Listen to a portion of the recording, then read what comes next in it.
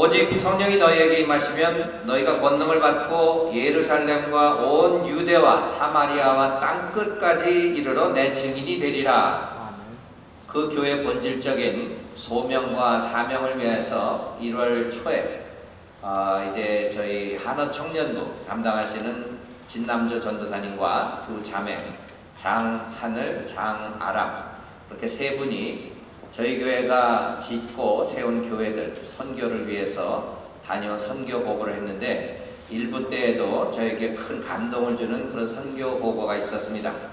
이제 저와 여러분들에게 그 일부 때보다도 갑절이나 더하는 은혜와 성령의 감동함이 있어지는 이 선교지의 그 사역 보고가 되기를 주님의 이름으로 축원을 드립니다.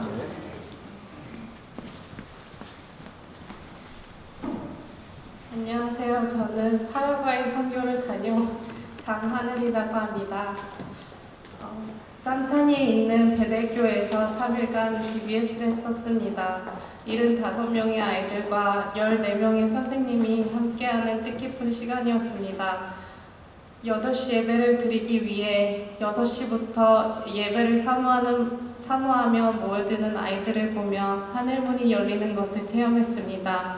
여기서는 볼 수 없는 예배에 대한 갈급함과 사모하는 마음이 어찌나 열심인지 그들의 열심을 보면서 환경과 여건과 모든 것에 부족함이 없는 곳에서 신앙생활했던 저에게는 그런 갈급함과 뜨거움이 없었던 것이 부끄러웠고 그동안 주님께 드렸던 예배와 봉사가 하나님을 기쁘게 했던 것이 아니고 나의 믿음, 기쁨과 나를 만족하기 위한 시간들이 아니었나 생각하니 회개의 눈물이 계속 나왔습니다. 하루 2번 예배드리고 매 예배 후 말씀에 관한 공과를 하였습니다. 아이들이 열심히 공과를 하는 모습입니다. 맛있게 점심 먹기 전 즐거운 레크리에이션도 하고 아이들의 순수함과 웃음이 아직도 생생합니다. 처음 하는 게임인데도 잘 따르고 하는 모습이 이쁘고 즐거웠습니다. 아이들이 맛있게 점심 먹는 모습입니다. 국수인데 칼국수와 비슷한 맛이 나고 음식이 정말 맛있었습니다. 저건 아이들이 물을 마시는 컵인데 니꺼 내꺼 할 거 없이 다 같은 컵에 마십니다. 아이들에게 맛있는 요리로 섬겨주신 분들입니다. 날씨도 덥고 주방도 더운데 즐겁게 요리하시던 모습이 기억이 납니다. 2번째 날에는 예수님께서 제자들에게 해주셨던 세족식 대신 세수식으로 서로 섬기라는 의미로 했었는데 하나님의 임재하심이 느껴지는 시간이었습니다. 그 시간에는 시끄럽게 떠들던 아이들도 차분히 앉아서 자기 차례를 기다리고 손을 깨끗이 씻어주고 한 명 한 명을 위해 사랑으로 기도해주고 안아주는 시간을 가졌습니다. 많은 아이들과 선생님들은 눈가가 촉촉하였고 언어도 통하지 않는데 신기할 정도로 영적인 교통을 경험하는 시간이었습니다. 성령의 임재하심과 기름 부으심이 계셔서 가능한 일이라고 생각합니다. 그렇게 3일간의 BBS는 끝이 나고 아이들에게 사실상 해줄 것은 없었습니다. 환경과 여건 모든 것이 부족하지만 아이들의 순수함과 행복함 속에서 오히려 저희가 더 큰 해를 받은 시간이었고 저희 자신을 돌아볼 수 있었던 시간이었습니다. 작은 것 하나도 소중하게 생각하고 감사하는 그들이 고마웠고 사랑스러웠습니다. 저는 더 많은 것을 갖고 있으면서도 감사하지 못했고 기뻐하지 못했던 것을 깨닫게 되었습니다. 이제는 작은 것 하나도 소중하고 감사하고 일부를 쓸 때도 다시 한번 생각하고 있습니다. 봉사한 선생님들에게 수고하였다고 다 같이 아이스크림을 먹으러 갔었는데 한 그릇은 아쉬워서 선생님 모두 2번씩 드셨습니다. 그리고 거기서는 다 같이 모이면 여름에는 시원한 때레레라는 차를 여럿이 둘러앉아 빨대 하나로 돌려가며 마시는데 여기서는 상상할 수도 없는 일이지만 그곳에서는 그들과 전혀 거부감 없이 함께 같은 빨대로 티를 마시고 또 마시다 보면 저도 모르게 제 차례를 기다렸던 것이 생각이 납니다. 밤이 맞도록 함께 저녁을 먹고 찬양하고 얘기하며 집에 돌아갈 줄 모르고 집에 갔다가도 다시 와서 함께 얘기하며 헤어지기를 아쉬워서 자리를 뜨지 못하는 그들을 생각하면 지금도 그리워집니다.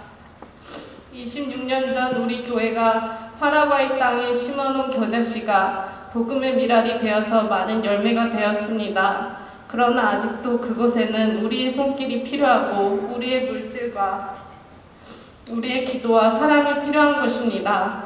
저도 이번에 교회 선교 다녀와서 이제는 꼭 선교헌금을 하기로 작정했고 하나님께서 또 가라 하시면 언제든지 그곳으로 달려갈 것입니다. 저에게는 많은 깨달음과 하나님의 음성을 들려주신 파라과이 땅은 저의 선생님입니다. 처음 그 땅을 밟을 때부터 지금까지 하나님께서 들려주신 음성은 그 땅과 그 영혼들을 사랑하라는 음성을 주셨습니다. 이제는 파라과이 땅과 그 영혼들을 위해서 기도하며 작은 물질이라도 그들을 위해 쓰고 싶습니다. 감사합니다.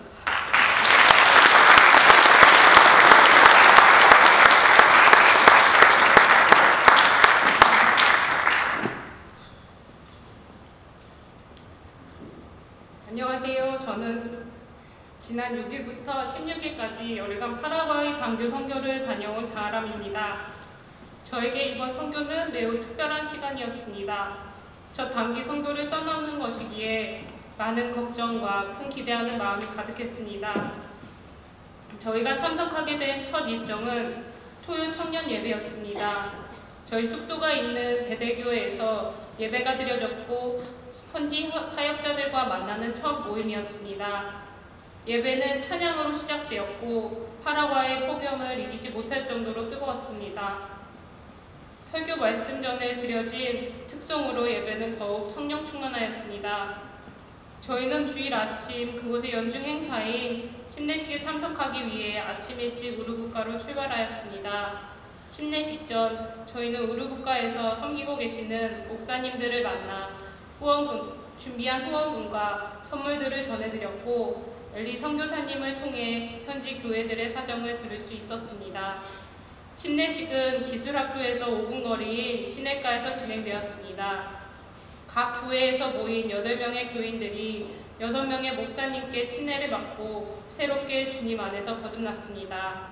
제가 알고 있던 침례 방식과는 달랐기 때문에 매우 놀랍고 하나님께서 지으신 자연과 하나 되어 이루어진 침례 광경은 저에게 오랜 기억으로 남게 될 것입니다. 청년 세미나 역시 우르부카에 위치한 기술학교에서 진행되었습니다. 찬양은 대대교회의 청년들과 아담 그리고 롤리가 인도해 주었고 모든 악기 또한 그들과 함께 도착하였습니다. 우르부카에 있는 교회 중 제대로 된 세션이 구비된 곳이 없었기에 항상 이렇게 준비해야 한다는 이야기를 들었을 때 정말 마음이 아팠습니다. 하지만 찬양의 열정으로 가득한 청년들은 열악한 환경 속에서도 주님을 찬양하는데 조금도 부족함이 없었습니다. 세미나 가운데 만난 파라과이 청년들 역시 불확실한 미래에 대해 많은 고민이 있었고 앞으로 어떻게 주님 안에서 온전한 그리스도인의 삶을 살 것인지에 진지하게 생각하고 있었습니다. 세미나의 마지막 순서는 중보기도였는데 그 친구들도 주님을 큰 소리로 외치며 통성으로 기도하는 모습이 우리의 1세대의 기도 모습과 동일하여 큰 감동과 은혜를 받았습니다. 겉모습은 다를지라도 하나님께 기도하며 찬양하는 모습은 동일하다는 것을 보았습니다. 모든 행사가 끝났음에도 불구하고 청년들은 그곳을 떠나지 못하고 남아 아쉬움에 다시 찬양을 시작하였고 그 찬양이 끝나지 않길 바라는 것 같아 보였습니다. 그 모습을 보며 저는 많은 생각이 들었습니다. 세미나 후에도 지치지 않고 또다시 찬양에 힘쓰는 모습을 보며 나의 예배 생활과는 많이 다르다는 것을 느꼈습니다. 저라면 예배가 끝이 나면 남아서 친교하기보다는 어떻게 하면 더 일찍 집에 와서 쉴 수 있을까를 고민할 텐데, 이 친구들은 반대로 어떻게 하면 더 오랜 시간 교회에 남아 주님을 찬양할 수 있을까라는 모습이었습니다. 파라과이에서 보낸 열흘은 저에게 가장 값진 시간이었습니다. 그곳에서 드린 예배 가운데 예수님의 사랑이 무엇인지 알게 되었고, 성령님의 임재하신 가운데 들어가는 것이 어떤 것인지 체험하게 되었습니다. 말이 통하지 않아 깊은 대화를 나눌 수는 없었지만 저희 안에 계신 성령님의 도우심으로 서로를 이해하게 되었고, 말을 나누지 않아도 서로를 섬길 수 있었습니다. 제가 그곳에서 할 수 있었던 것은 진심으로 섬겨주고 웃어주며 사랑해주는 것뿐이었습니다. 저보다 열악한 환경 속에서 생활하는 사람들이었지만 얼굴에 웃음과 행복 그리고 기쁨이 넘치는 모습을 보며 온전히 나를 위해 살았던 삶이 부끄러웠습니다. 그리고 그 모습 속에서 앞으로는 우리가 같이 하나님을 중심에 모시고 살고자 하는 그들을 위해 살아야겠다는 생각이 들었습니다. 그것의 첫 시작은 파라과이 선교에 힘쓰는 것이라 생각합니다. 26년 전 우리 교회를 통해 시작된 선교의 끈을 다시 부여잡고 그곳에서 자라게 될 하나님의 백성들을 위해 적극적으로 후원하고 지원함으로써 하나님의 나라가 확장되는 것에 기꺼이 하나의 미랄이 되고 싶습니다. 우리 교회의 후원, 기도와 사랑이 있었기에 파라과이 땅에 복음의 능력이 나타날 수 있었던 것처럼 오늘도 하나님께서는 그 땅을 하나님의 도성으로 만들어 가시기 위해 우리의 사랑, 기도와 관심을 기다리십니다. 감사합니다.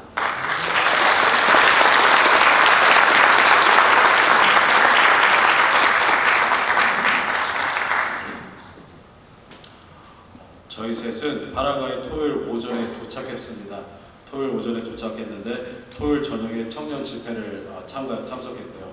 그 주일에는 파라과이 북부 지역에 있는 감리교회들이 1년에 한 번 하는 연합 세례식에 참석했고, 여러 교회 목사님들에게 선교부에서 준비한 기념품을 나눠드리고 몇몇 분들이 주신 선교 헌금을 전해드렸습니다. 월요일부터 수요일까지 여름 선교학교를 했습니다. 그리고 목요일에는 청소년 세미나를 했습니다. 토요일에 청소년 집회를 했고, 그리고 마지막 주일에는 시골에 있는 교회를 방문해서 예배를 드리고 또 헌금을 전해드리고 왔습니다. 저는 제가 수요일 저녁에 느꼈던 것을 성도님들과 나누고 싶습니다. 수요일 저녁에, 수요일 오후 늦게 여름 선교학교는 다 끝났고 저희는 다음날 있을 청소년 세미나 준비를 위해서 1시간 정도 떨어져 있는 곳으로 출발했습니다. 기술학교에 도착했을 때는 저는 개인적으로 많이 지쳐있을 때였습니다. 그렇지 않아도 컨디션이 좋지 않았는데 한여름에 에어컨디션이 없는 곳에서 계속 있다 보니까 많이 힘들었습니다.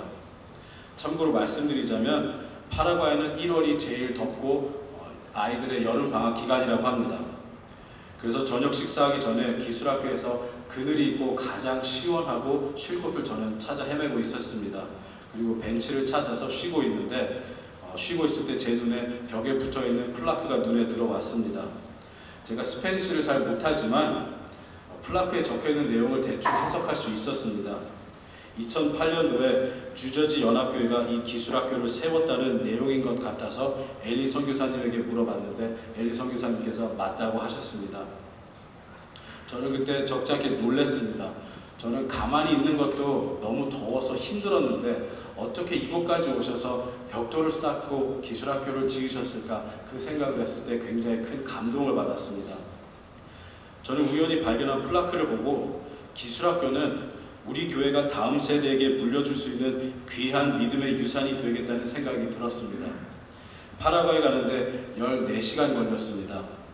굉장히 멀었고 더웠고 말도 안 통했고 문화도 피부색도 다 달랐습니다. 그런데 우리 교회분들이 하나님께서 주신 비전을 가슴에 품고 그곳까지 가셔서 시간과 돈을 내려놓고 기술학교를 지으셨다는 생각을 했을 때 그분들의 믿음, 하나님을 향한 사랑, 하나님의 나라를 향한 열정을 볼 수 있었습니다. 여호수아를 보면 이스라엘 백성이 요달강을 건넌 후에 기념비를 세웁니다. 각 지파마다 한 사람씩 12사람을 뽑아서 지파 수대로 돌 하나씩을 어깨에 매라고 한 후에 기념비를 세웠습니다. 기념비를 세운 이유는 후손들에게 하나님이 함께 하셔서 요달강 물이 끊겨서 요달강을 건널 수 있었다는 것을 영원토록 기념하기 위함이었습니다. 기술학교는 하나님께서 우리 교회를 사용하셔서 파라과이에서 하신 일을 다음 세대에게 보여줄 수 있는 귀한 믿음의 유산이라고 생각합니다. 우리는 다음 세대에게 신앙을 물려줘야 할 책임이 있습니다. 우리 삶의 목표는 우리만 잘 먹고 잘 사는 것이 아니고 하나님 나라를 위해서 아이들에게 열심히 공부하고 열심히 일해서 하나님의 나라와 영광을 위해서 살아야 한다고 가르치고 교훈을 남겨야 합니다. 그런데 그 교훈은 말로 할 수 없습니다. 말로 하는 것이 아니고 삶으로 보여줘야 합니다. 우리 교인분들이 하나님을 위해서 하나님 나라를 향한 비전을 갖고 기술학교를 지으셨다는 것을 보여주면 아주 훌륭한 신앙의 본이 되리라 믿습니다. 사도 바울은 에베소서 5장에 잠자는 자여 깨어서 일어나라고 합니다. 에베소서 5장 16절에 세월을 아끼라 때가 악하니라라고 합니다. 그리고 시간을 아끼라고 하는데 시간을 낭비하라는 말이 아니고 잃어버린 시간을 도로 살아 속량하라는 뜻입니다. 우리가 예수님을 모르고 살았을 때 혹은 예수님을 알았지만 주님의 은혜 안에서 살지 않았을 때의 시간을 잃어버린 시간이라고 표현합니다. 잃어버린 시간을 속량하라는 뜻도 되고 시간을 아끼라는 뜻은 기회를 놓치지 말라는 뜻도 됩니다. 지난 6년간 파라과이 선교를 하지 못했다고 들었습니다. 지난 몇 년간 우리 교회에서 선교를 가지 못해서 기술학교가 기술학교로 사용되지 못하고 있었다고 들었습니다. 저희가 파라과이에 있었을 때도 브라질 선교팀이 와 있었는데 기술학교는 해외팀이 묵는 숙소로 사용되고 있었습니다.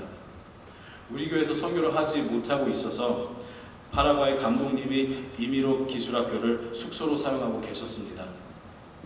엘리 선교사님은 기술학교는 숙소로 사용되면 안 되고 뉴저지 연합 감리교에서 기술을 가르치며 예수님의 제자를 양육하는 비전을 품고 지었기 때문에 기술학교로 사용되어야 한다는 사명을 갖고 기술학교를 지키려고 노력하고 계십니다.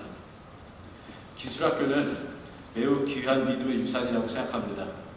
하나님께서 우리 교회에 주신 비전으로 지어진 기술학교를 지키려면 엘리 선교사님을 지원해야 하고 파라과이 선교가 활성되어야 합니다. 그 일을 하나님께서 이미 시작하셨다고 믿습니다. 파라과이는 저희 셋만 다녀왔지만 하나님께서 선교의 문을 다시 열어주셔서 선교부에서 많이 도와주셨고 몇몇 교회분들이 선교 헌금을 주셨습니다. 이제 우리 모두 우리의 신앙 고백을 행동으로 삶으로 옮겨야 할 때입니다. 그 시기가 왔습니다.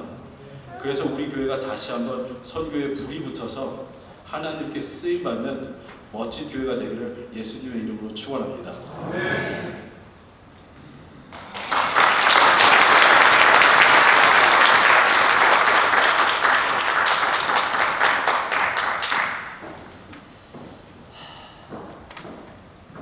이렇게 젊은 세대들이 파라과이 선교지에서 경험한 그 은혜를 나눴는데 저희들에게는 신앙의 도전이 되고 사역의 그러한 도전이 된 줄로 믿습니다. 얼마 전에 바람이 많이 불었었는데 그 다음날에 밖에 나가보니까 집 뒤뜰에 있던 큰 고목나무 하나가 쓰러져 있었습니다. 그 나무 밑을 들여다보니까 겉에서 보기에는 멀쩡했었는데 온통 썩어서 텅 비어 있었습니다. 아마 그게 옆에 세워놨던 차에 떨어졌다면 아마 그 차는 폐차시켰어야 할 정도로 무거웠던 그런 나무를 아직도 그냥 드라이브 옆에 치워놨는데 그 나무를 보면서 기억났던 성경 구절이 있습니다. 요한복음 15장 5절인데 나는 포도나무여 너희는 가지라 그가 내 안에 내가 그 안에 거하면 사람이 열매를 많이 맺나니 나를 떠나서는 너희가 아무것도 할 수 없음이라. 우리가 그 포도나무와 가지의 관계와 같이 주님 안에 있을 때에는 세상의 모든 근심, 걱정, 염려가 다 사라지고 또 우리가 주님의 십자가 앞에 나올 때에 우리 모든 죄와 죄에 대한 용서와 구원이 있다는 그런 복음의 본질이 담겨진 성경 말씀입니다. 우리가 주 안에 있을 때에만 많은 믿음의 열매를 맺을 수 있고 그 열매로 인하여 주님을 자랑할 수 있어야 한다는 것입니다. 비록 열매는 가지에 열리지만 그 가지된 나를 자랑할 것이 아니요 열매를 맺게 하는 힘과 능력 주시는 그 포도나무된 예수님을 자랑하여야 한다는 것입니다. 우리가 그 고목나무에서도 보듯이 고목나무가 겉으로는 아무리 웅장하고 거대하더라도 속이 비어있을 때는 언젠가는 바람이 불면 쓰러지게 되어 있습니다. 뿌리에서 떨어져서 생명력을 잃은 그러한 나무. 저와 여러분들은 예수님께서 말씀하셨듯이 포도나무에 붙은 가지라야 주 안에서 온전한 믿음의 삶을 살 수 있고 온전한 예수님께서 주시는 비전에 순종할 수 있는 삶을 삽니다. 주님께서는 사도 바울에게 그러한 비전을 주셨고 사도 바울은 내가 예수 그리스도와 그 십자가의 복음만 믿고 섬기겠노라 담대한 선포를 했으며 평생을 그 믿음 가지고 순종함으로 살았던 사도 바울의 삶입니다. 그러한 헌신의 삶이 있었기에 우리 뉴저지 연합교회 45년 역사 가운데 여러분들이 보셨던 교회는 산탄이라는 지역의 베델교회입니다. 3년 전에 저와 우리 9명의 선교팀이 가서 봉헌 예배를 드리고 온 그 교회인데 거기서 한 30-40분 더 들어가면은 우르부카라고 하는 지역에 뉴저지 연합교회가 세운 8개 교회가 더 있습니다. 우리 뉴저지 연합교회는 이 역사 가운데에서 선교가 있었기에 하나님의 그 귀하신 소명에 응답했던 교회였고 성장했던 교회인 줄로 믿습니다. 우리 교회 역사 가운데 가장 암울했고 상처받고 아팠던 그 기간은 선교가 끊어졌던 그 기간이라고 저희들은 다 알고 있습니다. 하나님께서 우리에게 다시 선교의 끈을 맺게 하시고 이제 금년에는 그 선교의 지경을 확장시켜달라고 하는 그러한 기도와 소원 가운데 우리 젊은 선교팀이 이제 파라과에서 듣고 보고 경험한 그 감동이 저와 여러분들에게 있어져서 더욱더 하나님이 원하시는 그 말씀 십자가의 도리를 증거할 수 있는 저와 여러분들 우리 교회가 되시기를 주님의 이름으로 축원을 드립니다. 그러한 교회가 될 때에만 우리가 주 안에서 세상에도 자랑거리가 될 수 있고 주 안에서 하나님이 원하시는 교회가 될 수 있다는 것입니다. 어제 새벽 예배 때 제가 술 취한 청년이 목사님을 찾아와서 물었던 질문에 대해서 말씀드렸습니다. 술 취한 청년이 목사님에게 목사님 술 마신 사람이 교회에 와도 됩니까? 그 말씀을 했을 때에 과연 우리 교회는 어떠한 교회인가? 교회에 왔다가 마음이 더 무거워져서 세상에 나가서 술 마시게 만드는 교회인가? 아니면 세상에서 살기 어렵고 아픔과 상처받고 술 취해서 교회 들어올 때에 예수님의 사랑으로 안아주고 환영하며 복음의 기쁨으로 세상에 나가서 복음의 증거자가 될 수 있게 하는 그러한 교회인가? 저희들이 한번 스스로를 돌아보며 과연 주님의 말씀을 들고 예루살렘, 유다와 사마리아 땅끝까지 그 복음의 증거자가 되달라고 하신 주님의 부르심에 응답하고 그 부르심의 사명을 완수해서 믿음의 열매, 복음의 열매로 인하여 주 예수 그리스도 안에서 세상의 자랑거리가 될 수 있는 저와 여러분들 우리 뉴저지 연합교회가 되기를 주 예수 그리스도의 이름으로 축원합니다.